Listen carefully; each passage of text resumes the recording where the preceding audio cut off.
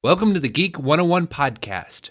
Retro review, Star Wars Episode 2, Attack of the Clones. I have a bad feeling about this. I'm Andy Bowman, and with me today is one of my oldest friends who has a very controversial opinion about the feature film we're going to discuss, Brendan. How you doing today, Brendan? I'm good. So my name is Brendan. I've known Andy over right about half my life, and chances are if you don't like him, you'll love me. And I have a very controversial opinion about the best Star Wars film. Okay, well, what is that controversial opinion, Brendan? Star Wars Episode 2, Attack of the Clones is the best Star Wars film ever made. You hear those crickets, Brendan? That's the sound of no one agreeing with you. But we will go ahead and do that. Brendan, why don't you give us your geek bona fides? So I was posed with that, and it's a little difficult for me. But comic books, films that are big budget films, little films are not really my thing. Star Wars has been a really huge part of my life. I'm a 90s baby, so I grew up with the prequels. My father ensured that I saw the original trilogy before I went to the theater in 99, I believe, to see episode 1. So I was up to speed at that point. Full disclosure, just to cover my bases, I am an employee of Epic Games, and the opinions and defending arguments of said opinions during this podcast are not representative of my employer at all. They are solely mine and mine alone. Okay, now tell me, what is Epic Games' official stance on Attack of the Clones? There is none as far as I'm aware, although I'm sure a great many of my delightful coworkers would have an opinion. In fact, I know some of them do on episode 2 already. I think the only official Epic opinion is that all the J.J. Abrams movies were good, right? Why are you baiting me? Only because of the for listeners who don't know, there was a big crossover with J.J. Abrams for Star Wars. The event for Rise of Skywalker, I believe it was. Yeah. Really interesting to see actual in-game footage or movie footage in the game. That was really interesting. Yeah, it's neat to see technology like that be created and implemented, and from a personal note, to see the people who work on it, and to know who those people are, and it's like watching someone building a house, when they finally get the house built and they look at it and they're like, man, that was amazing. Like this house is so cool. Right. Okay. Now just a quick question here about you. How would you describe your relationship with Star Wars in general? So there was a point in my life where I would count myself a walking Star Wars encyclopedia. As I have gotten older and my interests have shifted and my time has decreased, I find myself remembering less and less about it, at least on the finer details. So knowing that full well, I, in preparation for this podcast, rewatched episode 2 to ensure that I was not, in fact, wearing the world's thickest rose-tinted glasses. And I came out of that even more excited about this podcast than I was before rewatching. But Star Wars is my thing, man. Andy, you've known me 15 plus years. You know that, at the drop of a hat, I can rattle off, factoids if they're relevant to the subject matter. But I enjoy it. I enjoy it quite a bit. Okay, well, since you enjoy Star Wars quite a bit, maybe you can help me explain what exactly happens in this movie.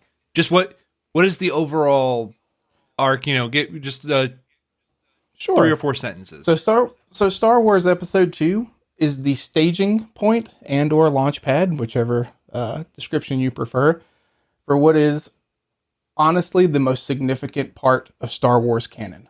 This movie is the springboard upon which it is launched. So it does I'll use the house analogy again since it's fresh in my mind. A house is not a house until you have something to build it upon. And Episode 2 is the movie in which the actual concrete foundation for the house that became Star Wars over the last 25 years was built. Everything that stages it happens in Episode 2. Yeah, I recently rewatched Episode 1, And interestingly enough, episode 1 is almost not it almost didn't need to be made. Exactly. A fun correlation that'll poke your mind. And I thought long and hard on this, and I was like, well, what other trilogies out there would most people agree that the first film, in comparison to its second and third film, depending on, is highly irrelevant? And my personal argument, not to derail the conversation, is the Fellowship of the Ring. The Fellowship of the Ring, while important for laying groundwork, set the stage for what became Lord of the Rings, as a feature film, as a trilogy in The Two Towers. Most people I meet would not argue that Fellowship is better than Two Towers, but it does lay the groundwork. Insofar, the similar argument here that Clone Wars lays the groundwork for everything that comes after it. Okay. And real quick, who is your favorite character, at least in the prequel trilogy? That's actually an interesting question. I hadn't really thought about that. But I'm really gonna. I told you before this I would be as brutally honest as I could possibly be. And my favorite character in the prequel trilogy, as far as feature-length films go, is Jar Jar Binks. Okay. Why is Jar Jar Binks your favorite character? I don't know. And I've dug really deep on that actually over the years, and got a little bit of a reprieve from it in my adulthood when some genius on the internet decided that he was a Sith Lord. So I had a little reprieve from being ridiculed for that fact for a little while, but I won't go into the conspiracy theory there. I've dug deep on it, Andy, many, many times, and I don't really know. I hate that he didn't get as much screen time in episode 2 as I would have liked to have had. Wow, I butchered those words. But he arguably made the most pivotal decision of Star Wars canon in episode 2. So yeah, and we'll get into that in just a minute. Now, did you see this movie when it first came out in 2002? I did. Okay. What do you remember what you thought of it back then? Oh man, I loved it. I thought it was the greatest thing I'd ever seen in a movie theater. All right. Now this is the jumping off point. Yeah, I recently also rewatched Revenge of the Sith and talked about how they kind of didn't do General Grievous justice in Revenge of the Sith.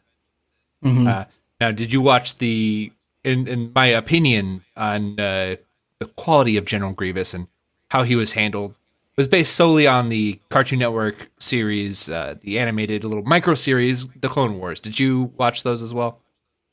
I did. I have watched most of Clone Wars media. I am admittedly very behind on the animated series. I think I finished about half of it before life got in the way, and some close friends of mine have been hounding me recently to go ahead and finish it now that they have buttoned up the final season. And I'm in the middle of finishing a series currently. As soon as I'm done with that, I intend to go back and restart the Clone Wars animated series and watch it all the way through.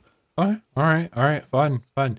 Now, so you are going officially, you're saying now episode 2, after watching it a few days ago, is your number 1 Star Wars movie still. It is. And this is after Rogue One and Solo and... So I haven't seen Solo because on principle, I'm one of those people who doesn't believe it should have existed. So I have not seen it, full disclosure. No interest in seeing it, actually. But I'm also not hard on Han Solo like a lot of Star Wars fandom is either. So a lot of unpopular opinions today. I mean, it's fine. Unpopular opinions are a thing I've come to know you for. So your opinions are always your own, and that's what makes it great. You make me sound edgy or like I'm trying to be edgy. I just no have unique taste in fiction, Andy. I don't know what to tell you. Brennan, on this show, I often call myself a big dumb person who likes big dumb things, and I feel like you are also very much of that ilk. Oh, absolutely. Yeah. All right, so let's talk about the opening sequence for this movie, which just it still makes me laugh. I hate saying that, but it just makes me laugh. Where uh, Senator Amidala's ship lands, the her pilot or security guard says, "Oh, well, it wasn't as dangerous as we thought," and it immediately explodes. And Amidala's decoy dies, and she says the very famous words, "I'm sorry, I failed you, Senator." So what you're missing here, Andy, is the real crime of that scene, and that's a perfectly good J-type Nubian starship got blown up. That's what you're really missing here. So those Nubians are amazing, amazing ships. Jango Fett and his bounty hunter just decided they were going to blow it up. No, on a serious note, it is not the most comfortable line exchange I've ever seen in a film. I'll give you that point. Well, we're going to get a lot more uncomfortable line exchanges throughout this. I'm sure. God, man. So the entire point, everything that happens here is there's some kind of vote to start an army, or whether or not to start an army to defeat the separatists. That's correct. Now, someone who is so steeped in Star Wars lore, what are they separating over? That I actually am out of touch with, so I'm not going to wildly speculate, but I don't know off the top of my head. I believe, I can't even remember now, actually. That's definitely a great question and an important point, but I don't remember exactly. We're just going to go with states' rights, Andy. Okay. Well, it's one of these things where, like, that's a question that comes up in the course of the movie. They say that Count Dooku is a political ideologist, and they don't ever really say what his ideology is or why he's separating from the Republic. Sure. That kind of I feel that's me. discredited ever so slightly once you learn that he is Darth Lord Sidious's apprentice. Wait, what? He is? It's not really inside of Sith ideology or relevancy to politically idealize, but it does make an amazing front when you're pulling others to your cause. You can't walk into the Machine Planets or the Trade Federation and be like, hey, I'm a Sith apprentice. Come do the stuff with us. It's probably not going to go over very well. Whereas if you sell yourself as a political ideologist, it becomes a lot easier to pull those people to your cause. Another little bit here. Like, one of my biggest issues with this movie is because I do think that there's a half of this movie that is very fun, but the other half of the movie does a big issue.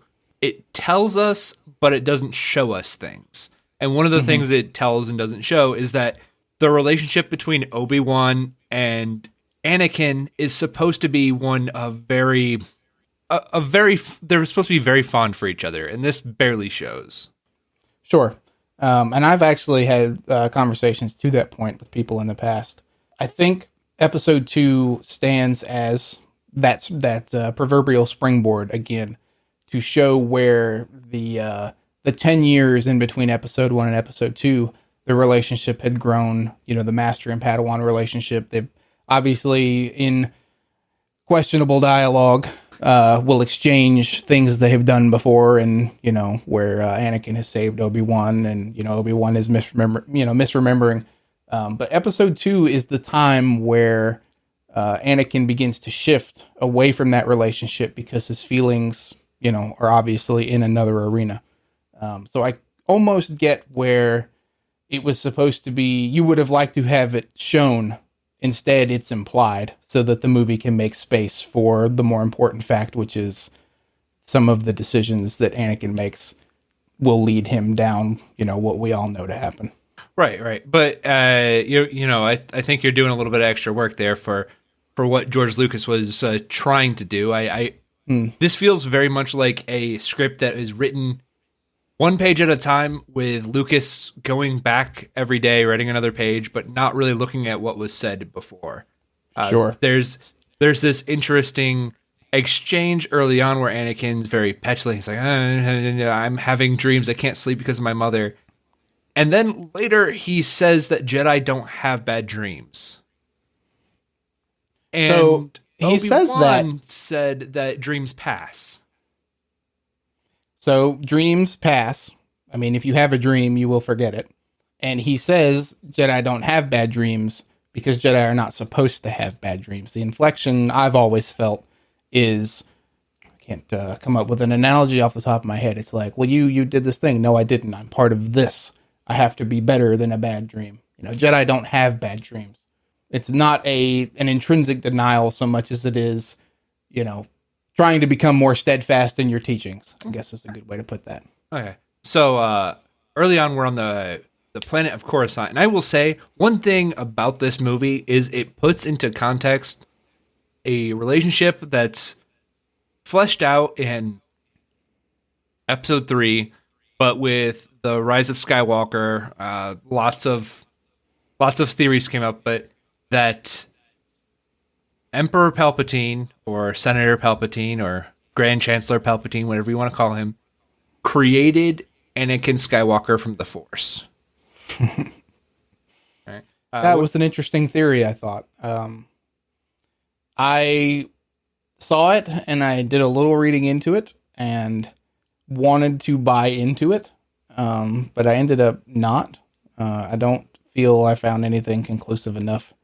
Not like Jar Jar as a Sith Lord, where the evidence is abound, where I can really sink my teeth into that one. I think in a series where dynasty matters and where who you are matters above all else. I think it's cool. It starts where it doesn't really you don't know who his dad is. You don't know where he comes from.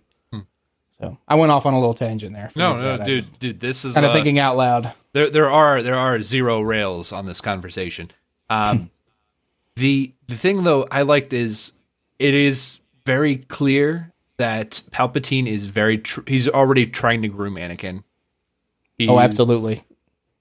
And I feel like if he's the one who created Anakin, this entire relationship, he already knows everything that he needs to about Anakin overall. This is great. Exactly. The first time you see both of them, speaking alone, it becomes very obvious that they do know each other very well, or Palpatine knows Anakin very well at any rate, and that they have what you'd call a healthy relationship, and that's implied that over the last 10 years, they've stayed in contact with one another. It serves the prophecy, right? So the big thing with Star Wars and the springboard argument with Episode 2 is the chosen one is the prophecy, right? The chosen one will bring balance to the Force. And spoiler alert, the prophecy is true. It's just not the way the Jedi Order thought it was going to go down, right? So in the world of Episode 1, in the world of Episode 2, there's a Jedi Council, there are Jedi Knights, there's an entire Jedi Temple on Coruscant, there are younglings, there's an entire Jedi Order that is flourishing and thriving since they obliterated the Sith. Well, that doesn't sound very balanced, does it, Andy?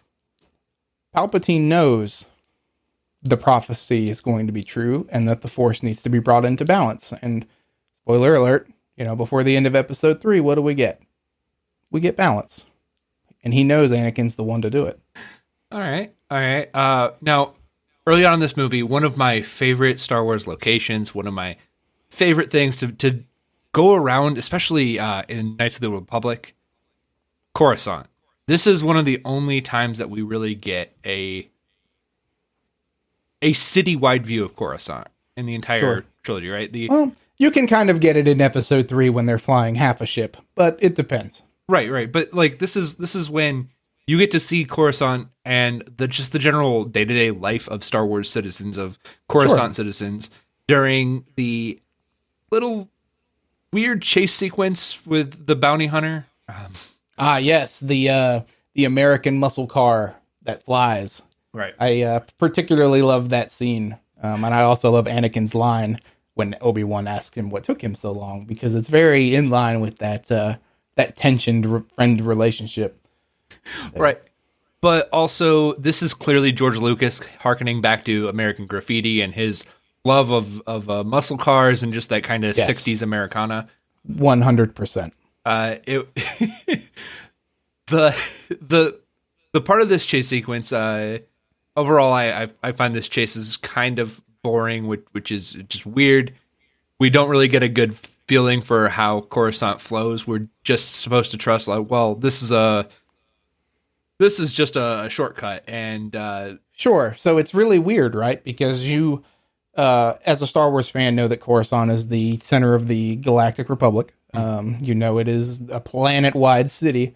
And that always begs the question. It's like, well, how does a planet-wide city work? You try to force that logic onto our world, and you think about the logistics involved, and you can't. Your mind immediately goes to other sci-fi media. Judge Dredd, for example. It's like, it becomes very unscalable, and Lucas did a very poor job of conveying that in an action sequence. You know, you go from flying high with lanes of flying cars, which we've all seen before, to an underground flame-spitting industrial area. It's like, okay, well, what purpose does this serve? I mean, it's cool, sure, but like, what is this part of Coruscant doing? And then a tunnel through a building when cars are flying. Like, okay, well, you know, I can only suspend my disbelief on the technology of Star Wars so much. So that's a point I absolutely am in agreement with. I think Lucas did a horrible job of conveying what had the potential to be an amazing sci-fi cityscape and a super cool, back to Hollywood, 60s, 70s car chase to something that was just uncomfortable, just uncomfortable to watch because you don't know what's happening, right? You don't know where it's going. Yeah. And there's a little sequence where the bounty hunter, the shape-shifting bounty hunter, shoots an electrical pole, and she pulls out a blaster and she's like, aha, look at this power coupling. It's like, okay, well, first off, power couplings to Star Wars fans at that point in time weren't really a thing, and the only thing that you had to really base it off in recent memory was episode 1 and the pod racers, right? A power coupling is referenced several times in episode 1 as the electrical force, the electrical circuit, we'll call it, that keeps the pods connected. Those things did not look or imply in any way that they were power couplers. And then she's just like, these giant industrial power couplers, bang. And they fly through it. And okay, I'll buy that on the fact that they're Jedi. Sure. But the car, come on. Like, why did the car not go down? What was the point of electrocuting the Jedi and the car? Right. Like they just go through it and just shake a little bit and continue going. The car doesn't even slow down.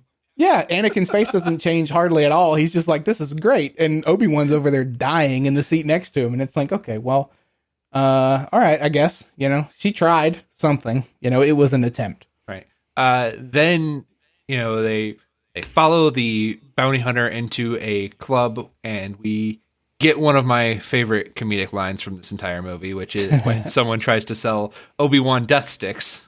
Mm-hmm. And did you know that in canon that character has a name? What? No, I did not. He does have a name, and I should have made it in my notes, but I cannot think of it. But it is hilarious. His name is something like Sleazebanger or something to that effect. Like it is one of those little Clone Wars factoids that you pick up across games. I think when I learned that, and I looked it up the other day just to make sure I wasn't misremembering from being a child. But one of my favorite PS2 game, I believe, was Star Wars Bounty Hunter, and it lets you play as Jango Fett, like in that underground Coruscant-esque world as Jango Fett, and you get darts and you get your blasters and the whipcord and stuff. But in that game, I learned his name, if I'm remembering correctly, and I looked it up. And he actually is a named character. I just looked it up. His name is Elon Selsabagno, also known as Elon Sleazebagano. That's him. Yep. So so he's a named character. No, I love that bar scene. You get Star Wars football. I'm an American football fan, so you get Star Wars footballs played with the giant wheeling robots. You get a throwback to pod racing on the left TV. And it looks like, if I remember, I think it was actually Tatooine pod racing. Pod racing is actually extremely popular on Coruscant. Fun Star Wars factoid. They must use the flame-spitting industrial areas for that. That's probably what they're for. You get a very thirsty Twi'lek. Yeah, but looking at Anakin as he walks by. Look, my only point there is it's a bar in Star Wars where we don't have do. So I'll take it. Yeah. No, it was all day. really, really fascinating to actually see like what a city bar would be like, and not just Sure. a scum, a hive of scum and villainy. You know. Sure, absolutely. And immediately upon accosting this bounty hunter, the bounty hunter just gets shot in the neck from a sniper rifle as soon as just trying to say, "Oh, I was hired by a bounty hunter named." Yep. And you know, that's the great, and that's a really important point to make. I'm glad you made it, because that is our collective Star Wars fandom introduction to the origin of so many people's favorite character, Boba Fett. And that's his quote unquote dad, Jango Fett. Yeah. A very important scene. Well, Jango could have just taken out the Jedi as well. He could have, but you run a lot of variables. I'm going to edge case you on that one. You run a lot of variables when you shoot at a Jedi. The Force. That's all. Okay. But you're not going to miss or get deflected or otherwise be made aware of if you shoot that person and then just go away. Right. Now, this is pretty much the entire inciting incident of the movie. We have this murder that's happened. We have this bounty hunter who's trying to kill Senator Padme. We have, Obi-Wan wanting to go and be a detective. And this is where I think Attack of the Clones is actually the strongest, is Obi-Wan detective Jedi. I enjoy it. You get a lot of the flavor of, you can tell detective work is not his forte in the scenes where he's asking questions. But a lot of that leans into the fact that, the people of Camino, I think they're Caminosians? I can't remember. Just lean into it. They're like, oh yeah, it's not weird that you're asking these questions as statements whatsoever. We're just going to assume that, you're the person that we've been waiting for. Right. And you can kind of lean into that as a viewer, right? You can look at it and be like, oh, well, they're beyond the outer rim. They're not just outside. They're outside. And they probably don't deal with a lot of people, so their social cues aren't probably that great. Right. Well, one of the scenes, and it's one I will always remember because, one, the name of the diner is amazing, Dexter Jexters. Mm-hmm. And it really makes you understand that Obi-Wan has a lot of weird contacts. Obi-Wan has such a weird checkered past that we never dive into. It's is that really too hard to believe when you fast forward to him in A New Hope and the eccentric old man living in the desert? Right? No. You can look at it and be like, man, he's probably been through and met some eccentric people in his life. Yeah. Man, I'm really looking forward to the Obi-Wan series. I am too. Obi-Wan is not my favorite character, but I really enjoy him on screen. Ewan McGregor is obviously amazing.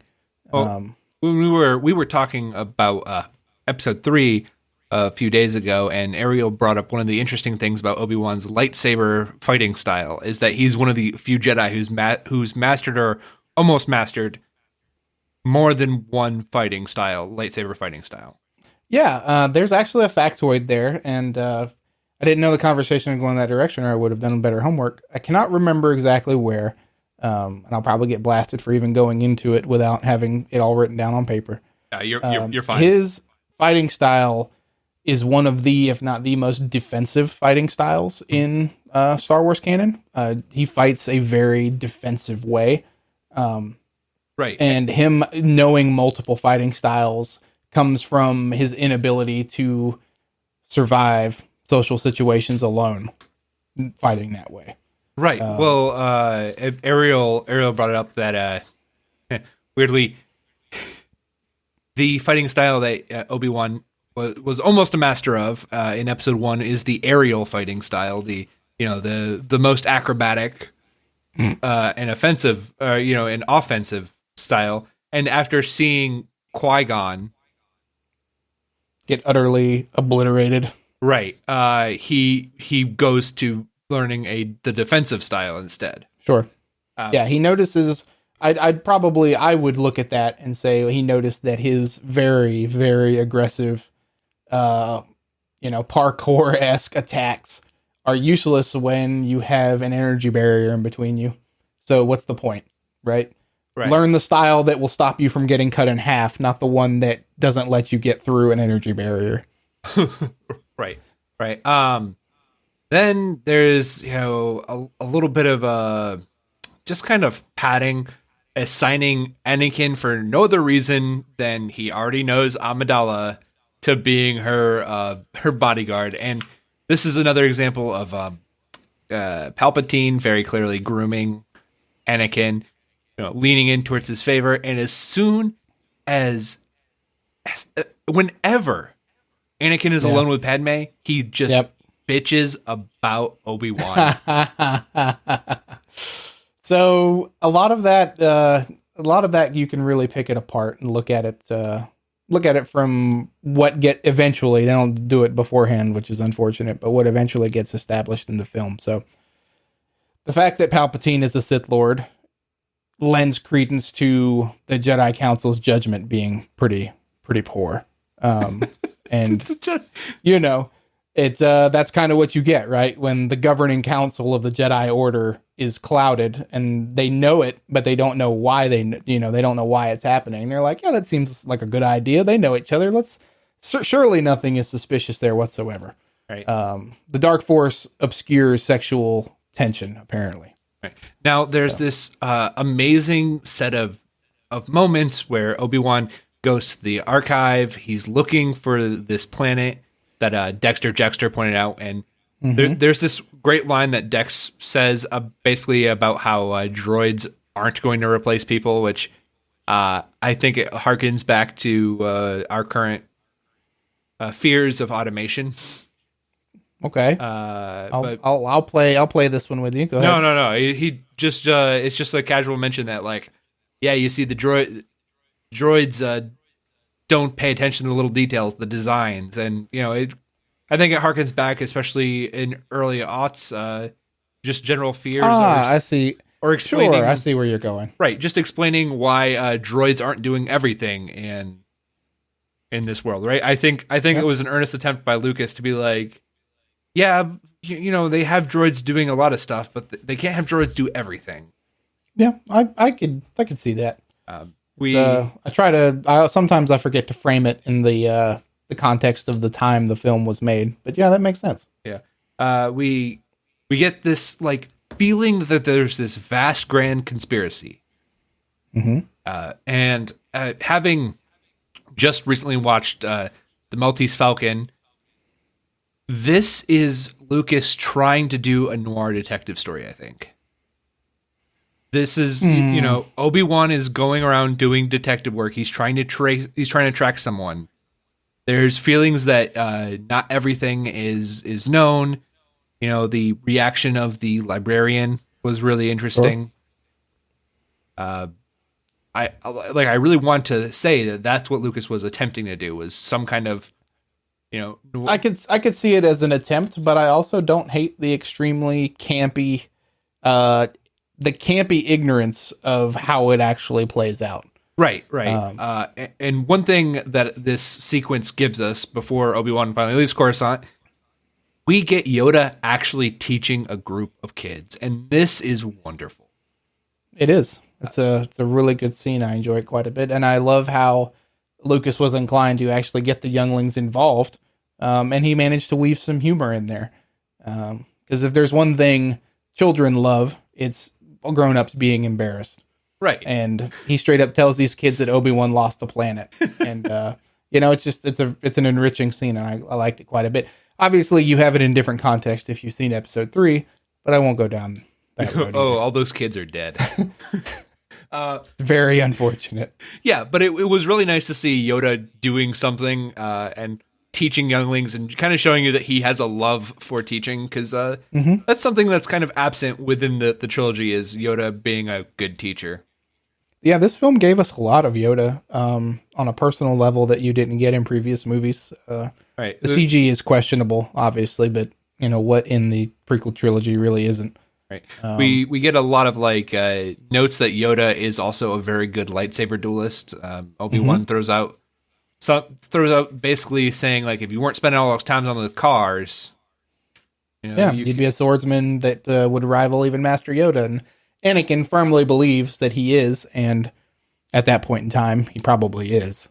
He's just being suppressed by tradition, and I think a lot of people in our world nowadays know how that goes. Yeah. So it's easy to be suppressed by tradition. We get what is probably the real crux of everyone's issue with this story as a whole. We are told that Anakin and Padme are falling in love.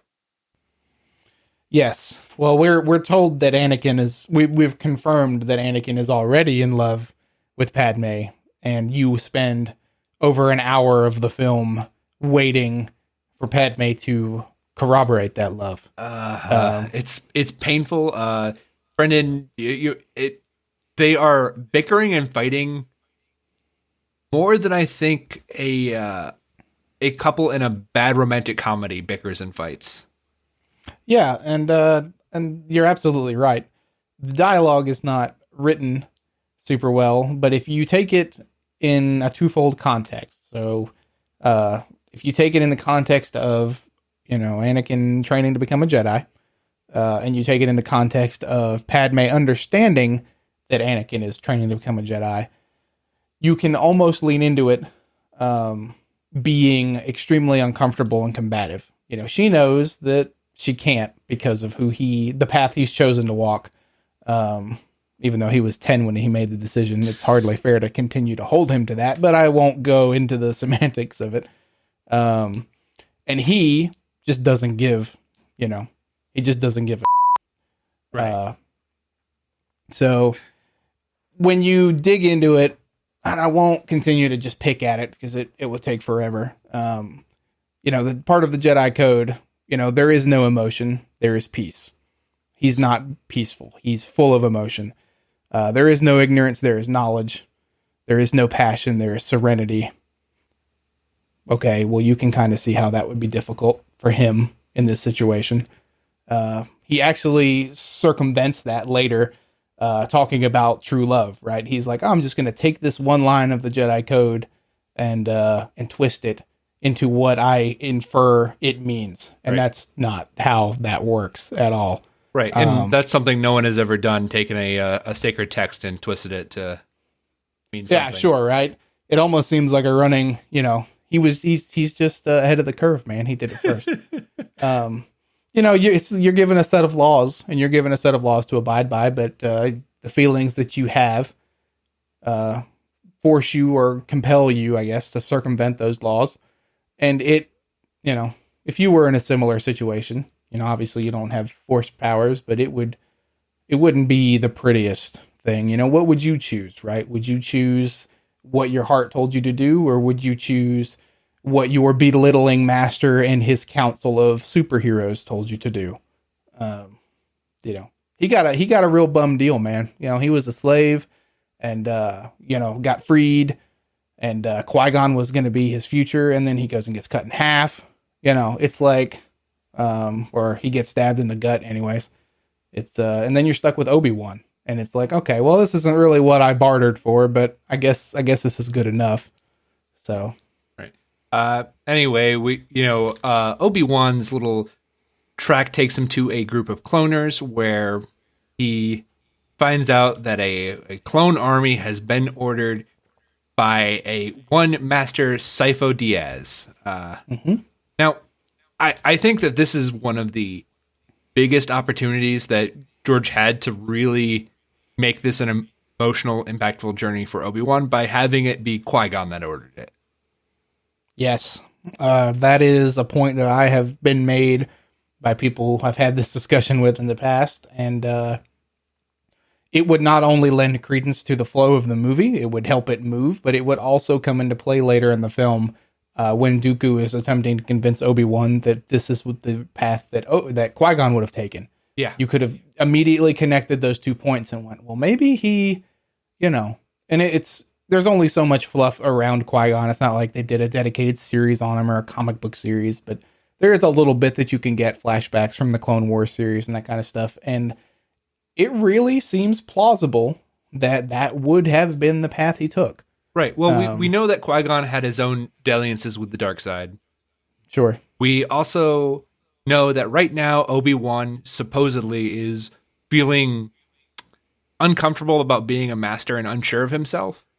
Sure. And I think him finding out that Qui-Gon did this 10 years ago would make him more unsure and deepen that possible character development that Obi-Wan has. Sure. I absolutely buy into that. Yeah. Lucas fell victim to the same thing he always falls victim to. And it's really a double-edged sword. I go back to my earlier point. Star Wars is a story of dynasty, right? It is a story of who you are and that who you are matters. I've jokingly attributed it to, not to get political, but Bushes and Clintons in space, right? Who you are matters. Where you come from matters. And Lucas has forever been hung up on the bad guy motivations in Star Wars. It's just been what he is, and he took the prequels as an opportunity. He thought that's what people wanted. And he was like, the bad guys knew this was coming, in the future. And that's a terrible Dungeons and Dragons plot. Like, players hate that when it's preconceived and pre-planned and it's the bad guy's fault. It's like, give us something that is not that. So I agree wholeheartedly that it would have been so much better had it been Qui-Gon who had ordered the army. But, the fact is the army got ordered, which is the most important thing. Right. And weirdly enough, I looked up this Sifo Dyas. He was killed by Dooku? I did. Yeah. It just wraps it all up so well, but unfortunately, I think Lucas just forgot Qui-Gon's name. I think that day that he was writing, he just forgot. Yeah, it's entirely possible. And you get a little bit of... you get some, you're right. He's killed by Dooku. You get some closure there, especially later in the film. Obviously, you wouldn't know that if you didn't go looking for it. Right. And one of those points of one of my biggest. This actually brings me into my next point, and I'm going to take you down a road here real quick. And that's the biggest crime of Episode 2. The biggest crime committed by Episode 2 is the amount of post-retcon that had to be done to justify the film's existence in the eyes of Star Wars fans. And what I mean by that, the animated series, the books, all of the fluff, all of the media that was created just to justify the existence of a feature film that had already been made to the canon, right? Not that I'm complaining, the Star Wars animated series or the Clone Wars animated series is amazing. Gendy Tartakovsky's short miniseries is probably the greatest animation I've ever seen. It's one of my all-time favorites. And it gives you so much depth to Star Wars that it makes the Clone Wars the most important part of Star Wars. But it didn't happen in the movie. The movie happened, and fandom was like, rabble, rabble, rabble. And Lucasfilm and Cartoon Network and everybody got involved, and they're like, all right, this is what we got to do. Like, this is where we have to take this to justify that film. Right. So it's the way I've always looked at it. Anyway, Obi-Wan gets in a little scuffle, finding out that the clones were all originated from a bounty hunter by the name of Jango Fett. Might be important to Star Wars lore in some way, so I'm not sure. But well, it could be. You could reach, right? Right. Jango in general, he might be important, maybe. Sure. I wonder if he's best friends with the Mandalorian, because they got the same hat. Yeah, well, not so much. And this is a conversation about the Clone Wars. Please do not start me on the history of Mandalore. If you start me on the history of Mandalore, we're going to be here for 6 hours. All right. Fine. So, there's a pretty, I think it's a pretty lackluster fight sequence, but Obi-Wan is clearly trying to let them go so he can follow them. Obi-Wan lands on a desert planet and is captured. And we go to Anakin, who's still having nightmares about his mom, and...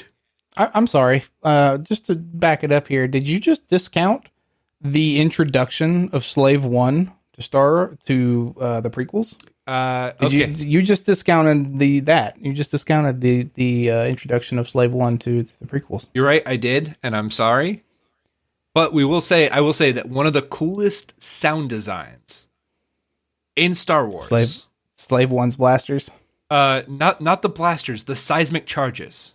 Oh yeah, the sound design, the silence of space. Fun factoid: those sounds are what inspired dubstep to exist. That's a joke. No, it probably did. I'd feel comfortable going ahead and saying that's a fact. Yeah, you totally blew by Slave One in the prequels, and you also blew by. Here's one for you: how Boba Fett knew to track Han Solo in the original trilogy. Huh. Uh-huh. How do you think he knew to magnetize Slave One to the back of that Star Destroyer and wait? Because that's what Obi-Wan did. Fascinating. He had to have realized at some point in the future, he was like, well, we killed him. How is he still alive? He's right here in this Geonosian arena.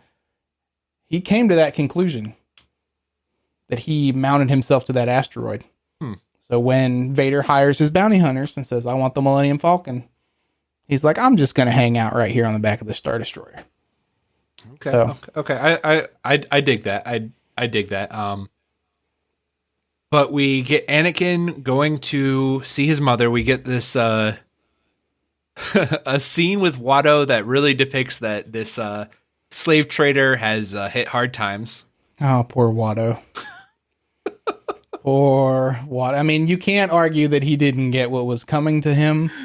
But at the same time, you hate to see it. Right. You hate to see it. Right. We meet Uncle Owen and Aunt Peru. We do, which is, needless to say, pivotal. Yes. Yes. And then Anakin goes off, kills some indigenous people to save his mother, who dies in his hands. And so Anakin, I'm going to stop you right there. Okay. Anakin is already predisposed to hate sand people. Why would he not be? He's a Tatooine native. All Tatooine natives hate Tusken Raiders. Right. Tusken Raiders hate all Tatooine quote-unquote natives if you buy into Mandalorian. He's already predisposed for that feeling. What would you do if you had learned that your mother had been kidnapped by them and you were already on emotionally rocky road? I don't think I'd kill children and women. And then I'm tell my tell girlfriend. You right now, I absolutely would slaughter every single one of them. And then come back and tell my girlfriend, I didn't just kill the men. I killed the women. I think it's important. It's important because we learn that Tusken Raiders have women and children, right? Like that's admittedly a reach. That was a joke. No, I'm 100%. I think that's one of the best scenes in the film because it is the turning point, the about face for him, the moment where all of the suggestions of him being better, all of the suggestions of him being the chosen one come to a culmination where he learns that he is not as powerful as he thought he was, where he realizes he has the option to take that power to make a change. And he steps off the anger deep end, right? Star Wars fans are taught forever that that fear and that hate are the way to the dark side. And he's already on emotionally shattered ground, and he's not strong enough to save his mom. And the rest of the world has been telling him that he's the chosen one, that he's to bring balance to the Force, that he, and he already believes in his own mind that he's that powerful. They've talked about it in the film up until that point. He thinks he can rival Yoda as a swordsman, and he finds his mom, and she's dead. She dies. Right. It is the point where he turns. He also learns how easy it is to kill younglings. Oh yes. Those Tusken Raider dogs were 100% sadistic child in suburbia target practice for him killing younglings. 100%. Now, I will say one of the things that's interesting is when he comes back, this one meeting is all Owen needs. to go, nope, fuck the Jedi, fuck everything. Yep. I do not want to have anything to That do was with him. gonna be my next point. There's so much there, and I won't make excuses for Hayden Christensen. What I will say is that it's well documented, the tension on set between him and Lucas. You know, obviously 10, 15, however long it's been, 20 years in the past. Lucas pigeonholed him into this. This is the way he wanted him to do it, even though Hayden disagreed. And that's what you get, right? You're trying to force a square block into a circle hole. You're going to get that uncomfortable bit of, I killed them, not just the women, but the children too. It's very forced. And it kind of takes you out of it a little bit. But yeah, no, just to step back into the ring here. Yeah, it's that's all it took for him to be like, no. Yeah. So I really appreciate that from this one interaction, Owen's just, no. I'm not going to have anything to do with my half brother. I don't. Yep. What would you do, man? What would you do if, let's say we're close enough to be relatives, honestly. But that's not a good analogy. You have a friend, you barely know the guy. Apparently he's related to you. He walks into your house one day and he goes, I killed everybody on 3rd Street. They're all dead. I killed every single one of them. Well, why did you do that? Well, they had my mom and I couldn't save her and she died. So I killed all of them. You'd be like, maybe I don't want to be related to you. Maybe, Jedi or not, it's a lot to swallow. Yeah. I don't know about that. Also, fun little movie thing. You'll notice in that scene, the big thing with Tatooine, right, is blue milk. It's just kind of the gag. Yeah. The juice, milk, whatever they're drinking in that scene is red. Huh. Yep. And you can see a pitcher full of berries. And apparently they're like pressing berries, but you're on a desert planet. Maybe they're mushrooms. I don't know. But yeah, it's red instead of blue. So there's a fun little point out for you. One of the other little things here is to bring up Owen. Owen sees the red flag so much faster than Padme does. Oh, 100%. He's a desert moisture farmer, dog. You think he's not going to know survival? That dude walks back into his house and goes, I killed all of them. He's going to be like, oh, hell no. No way. Whereas Padme's like, oh, he's this innocent little 10-year-old, except now he's 6'2" and has a lightsaber. That's all she sees. Right. So, and we also get the amazing reunion. The thing that really matters is C-3PO is now officially... Oh my God, it was so good. I love that part. Yeah, it's good. Dude. Also, they're taking absolute care of him in the desert. He is like rusted and his plates are horrible. And it's like, I get that you didn't have plates when we left you 10 years ago, but that's just unacceptable. Yeah.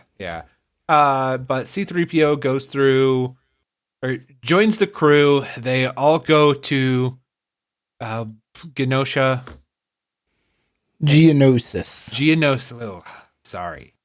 Geonosis. And we see a hilarious little scene with Dooku at a table with a bunch of leaders who are signing on with him. And what is it?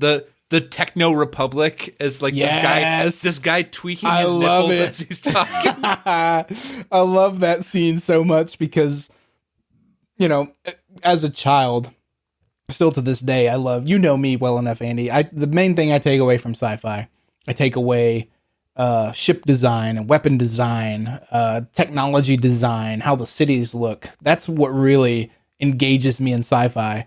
And I love the Trade Federation in episode 1. I love the droids. I thought it was a super cool concept.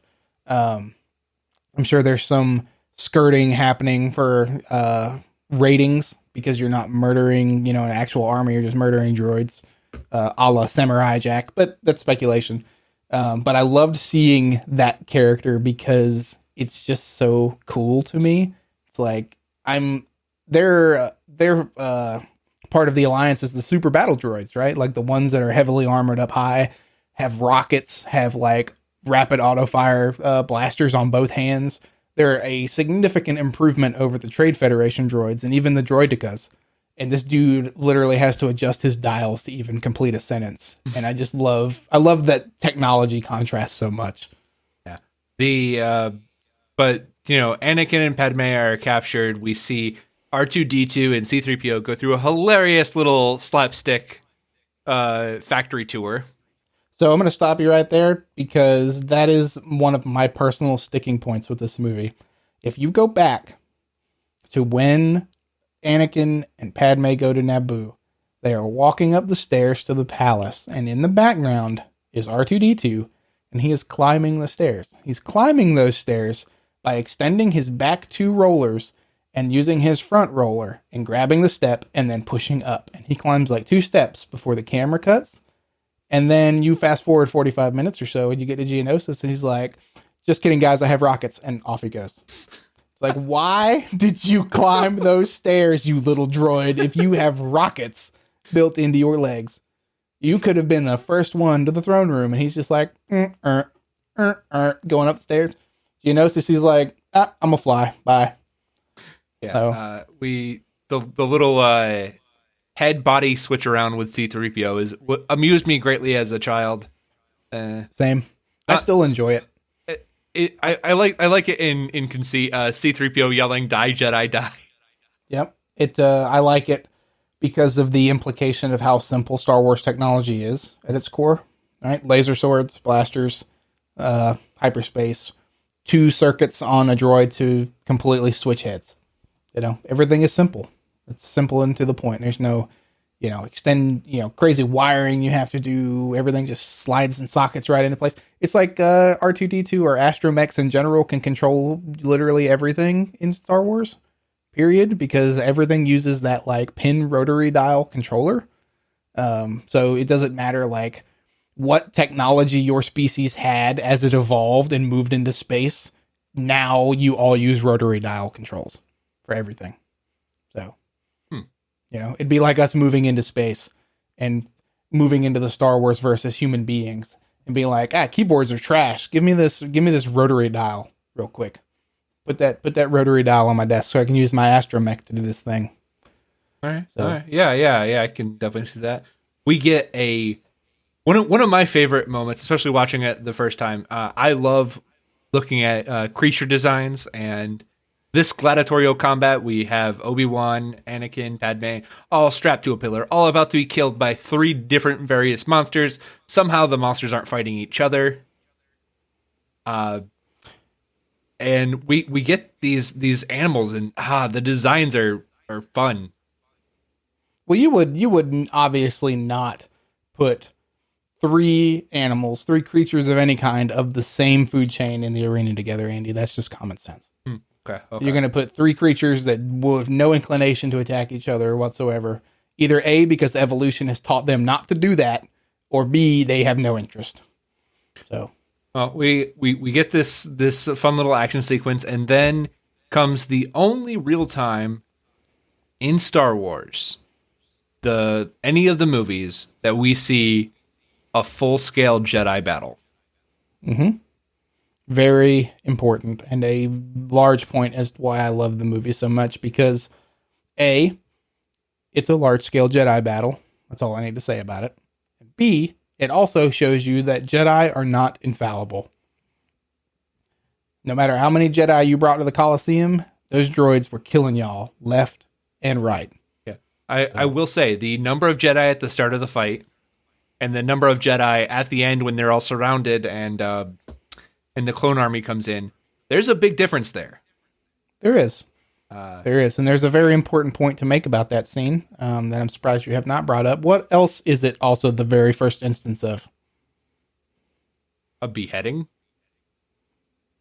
A purple lightsaber. Oh, okay, yeah. Now, you're going to upset a lot of people if you argue that that's not important. That's right. I always forget that that's one of your preferences. Uh-huh. Yeah, it's very important, and everybody, Star Wars fandom knows the reason why Samuel L. Jackson had a purple light. We get it. He argued about it and he got what he wanted. Fine, but it's the first time you see it. Is right there. Imagine, we're both born in 1990. You're sitting there, you're in the theater, and he's up at the platform. The Jedi are waiting to make their move. He steps out of the hallway. He deploys his lightsaber. Everyone in the theater lost their mind because no one had ever seen a purple lightsaber before. Right. Ever. And I will say a lot of people feel that he should have just killed Dooku there. Oh yeah, 100%. I really want to say that earlier in the movie, he did say that Dooku is an old friend and was a Jedi at some point, and it wasn't in his nature. Yes, that was Mace Windu, I believe. Yeah.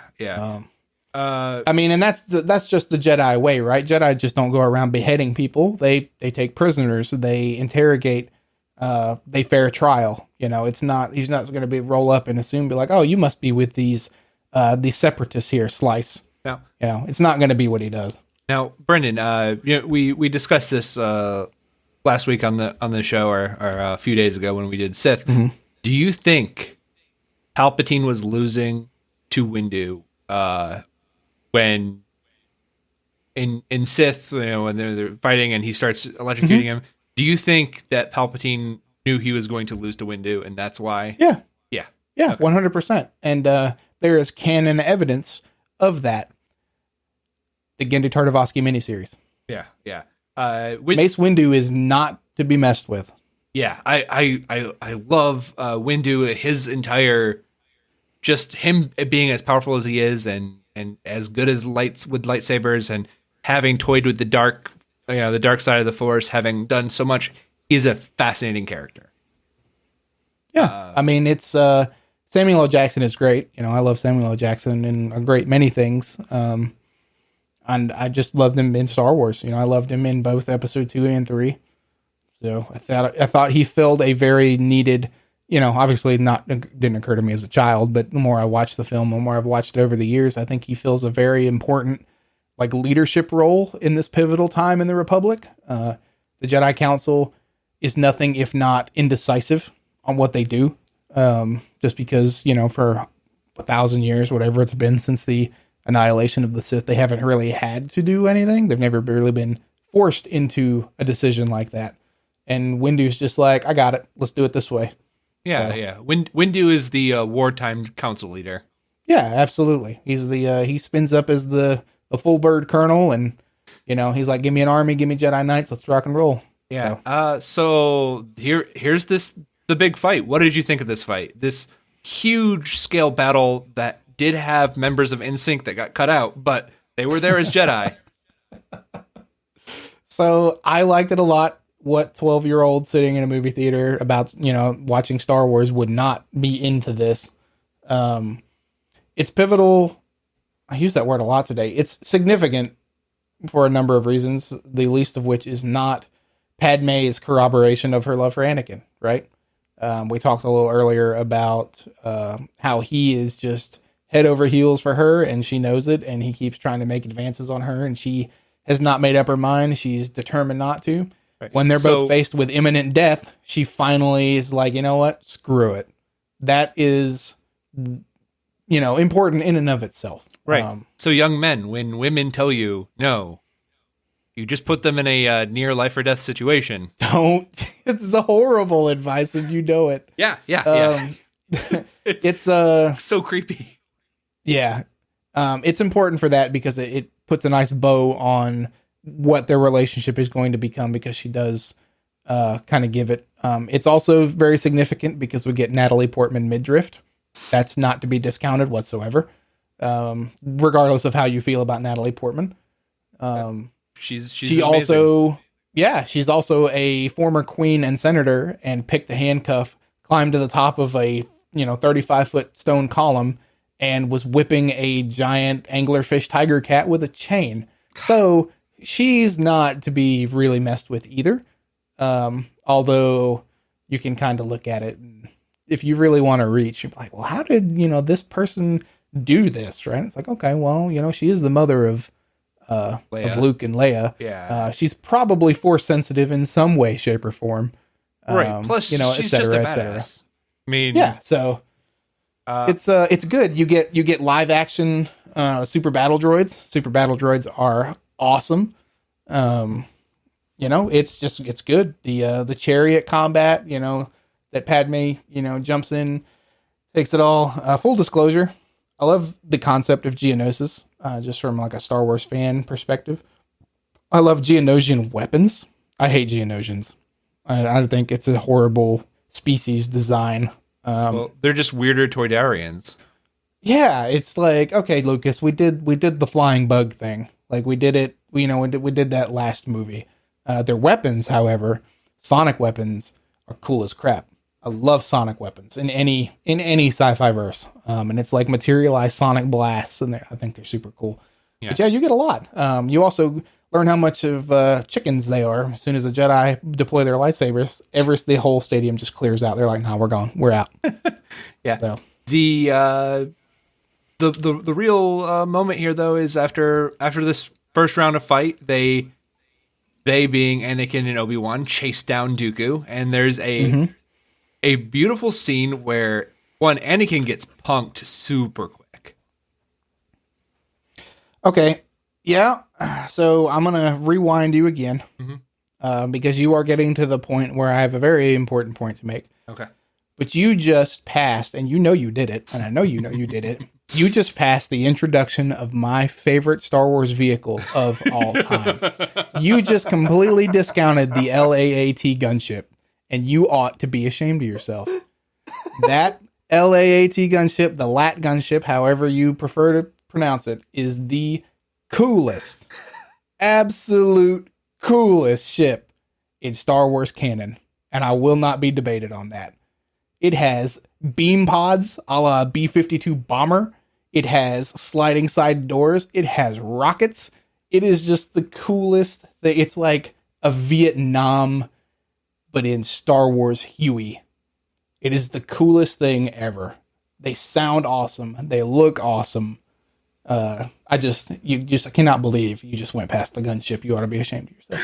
I knew you were the right person to have on this episode.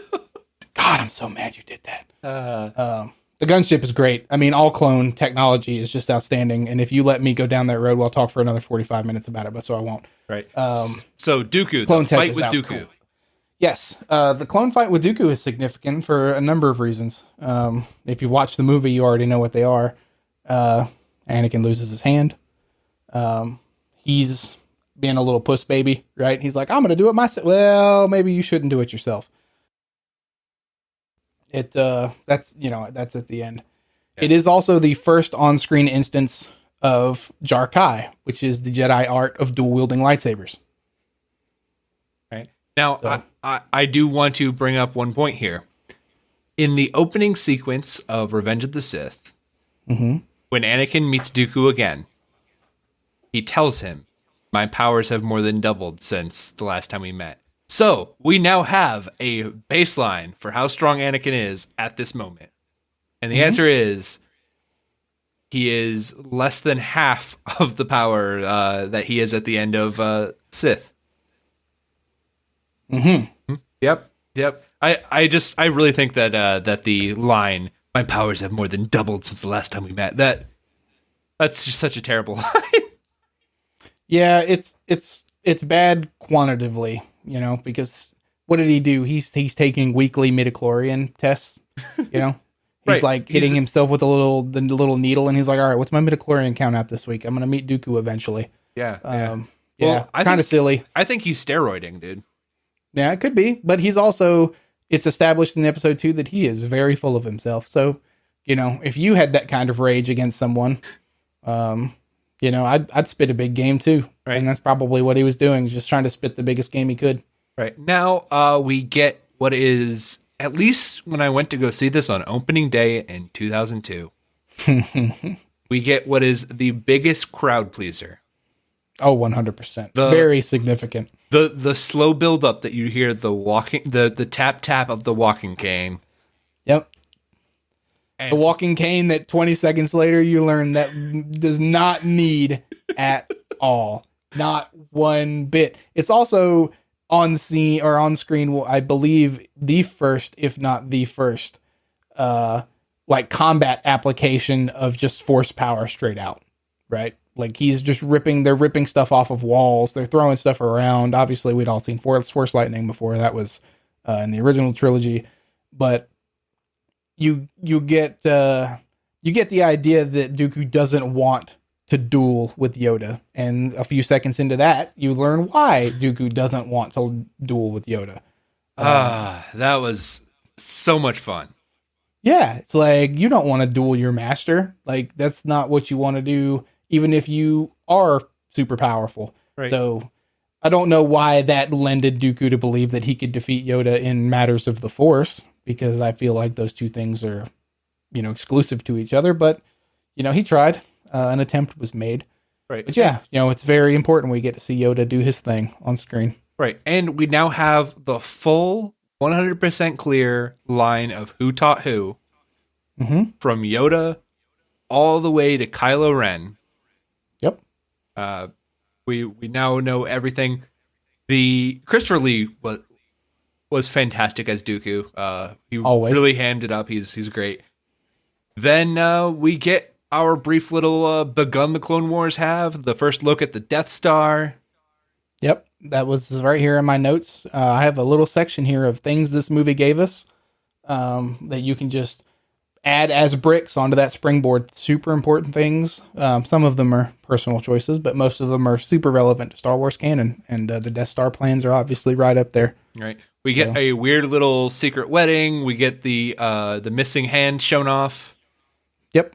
The robot hand. Yep. Yeah, and that is the end of this movie. Very much a middle of a trilogy, but what really probably should have been the first movie of the prequel trilogy. Absolutely. I will not debate that with anyone. Everything important that can be taken away from episode 1 could have absolutely been in episode 2, and they could have done it in a 3-hour movie. Right. Considering that episode 2 is an hour and 15 minutes of slow burn until you get to the fun stuff. And also, if you've seen the Phantom edit, which is a edit of episode 1, that's only like 80 minutes long. It still conveys all the important information and has the amazing fight and the amazing pod racing scene. I have not seen it, but I will have to watch that. Yeah, you can find it online. Lucasfilms has been very good about letting fans do fan edits. Good. My general argument for Clone Wars, right, is it's the best there is because it sets the stage. You can't have a play without props, right? You can't, have a play without a venue. And episode 2 gives us not only the props, but it gives us the venue. It's questionable the staff they have hired to set the venue up, but it gives us all the toys that Star Wars is going to use forever. So. Right. It does give us all the toys for the longevity of the series. I would, however, say that the play itself, episodes 4, 5, and 6, they'd already happened. It's true. The execution, right, stands to be better. But him getting it all in there is my takeaway for why it's the best. All right. So overall, what is your list of best movie to worst movie of Star Wars?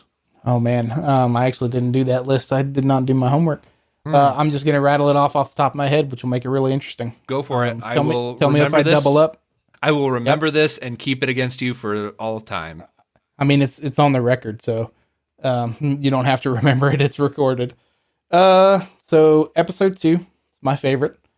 Under episode 2, I'm going to put Rogue One. Rogue One is absolutely number 2.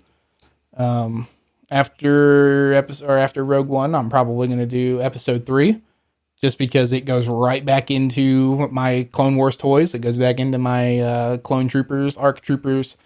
You get a Varactyl in episode 3, which is a super cool Star Wars creature. Get more gunships. You get the eventual formation of stormtroopers, right? So after episode 3, I'd probably do the original trilogy in sequence. I think I'd do A New Hope, Empire, and then Return of the Jedi. I'm not a massive Return of the Jedi fan. I know a lot of people, love it. I love Empire. They're wrong. Yeah. So many people lord over that movie. They just love it so much. And out of the three original, my vote personally goes to Empire. I think most people's does. But in order, I'd probably put them A New Hope, just because it was the first Star Wars movie I ever watched. It's very special to me. And then Empire, and then Return of the Jedi. The new trilogy can just kind of fall in there wherever it wants. So, except for Last Jedi, because that was garbage. Absolute garbage. Well, we can all be wrong sometimes, Brendan. No. But who you are and where you come from is important in Star Wars, Ryan. It's important. All right. Well, I think that about does it. If you had to rate this film, we on the Geek 101 podcast rate films like you rate your grades, F minus to an A plus. What do you give this movie? I give Star Wars Episode 2: The Clone Wars a solid B plus, and I give it a B plus. It loses an entire letter grade for putting the square block of acting in the circle hole. It loses the whole letter grade, but outside of that, I thought it was great. I love this movie very, very much. All right, I'm gonna go ahead and give it a C minus. I don't like the writing. I like half of the ideas for the plot, and the other half just never get filled out. And of course, you have Hayden Christensen just ruining just his acting and the script. The sand line. The sand line alone. I knew you were gonna do the sand line. It gets everywhere. It's amazing. And of course, it's amazing to me that you love the Death Sticks line, but you don't like the sand line. Dude, the Death Sticks line's great. That fascinates me. You want to buy some Death Sticks? Oh my god! How can you like the Death Sticks line and not like the sand line? They're the same line. It's the same campiness. Like, it's the exact same thing. Okay, but you can. You're obviously entitled to your opinion. I loved both lines, possibly because I also hate sand. But right now, we also have a segment on the show, Homework, where we make recommendations. Brendan, do you have any recommendations to the listeners for things to enjoy or watch? I do. If you have not seen Genndy Tartakovsky's Clone Wars miniseries that he did in summer 2001, spring 2002, it was before the film, I think. You need to watch it. I think there are 1080p remasters on YouTube that I just came to realize myself. I have the original DVDs of, just SD quality. It is outstanding, especially if you like his other work, Samurai Jack, Primal, everything else he's worked on, Hotel Transylvania excluded. That miniseries 100%, and the Clone Wars animated series season 4 episode 2. That is the episode. If you do not watch Clone Wars episodes at all, season 4 episode 2 is the episode I need you to watch because it's great. It's fantastic. I will give season 4 episode 2 a shot. Listeners know I haven't watched the Clone Wars series yet, but it's about being time. Being quarantined has taken its toll. You can watch it outside of the chronology of the rest of the series, and I'm going to tell you why it's good. Imagine Kamino, which we got in episode 2, is under siege by the Separatists. And, the Kaminoans are in a rough patch. Who does the Republic call for help? The Gungans. It's outstanding. It actually might not, I believe. No, it's not Kamino. That's my mistake. It's Mon Calamari that they're on. Mon Calamari is a Republic system. Oh. Mon Calamari is under siege, and they're like, we need help. And Padme's like, I got just the people for this. And it is just an outstanding episode. So there you go. That's my homework for you. All right. Brendan, do you have anywhere people can find you online, get in touch with you, let you know how wrong you are? No, I don't really maintain an active social media presence, but if they do have strongly worded opinions, they're more than welcome to give them to you. You know where to find me. I know exactly where to find you. All right. That's all we have for today. Subscribe, rate, review the Geek 101 podcast on iTunes or wherever you get podcasts. That's all we have for today. Class is dismissed. Thanks for having me.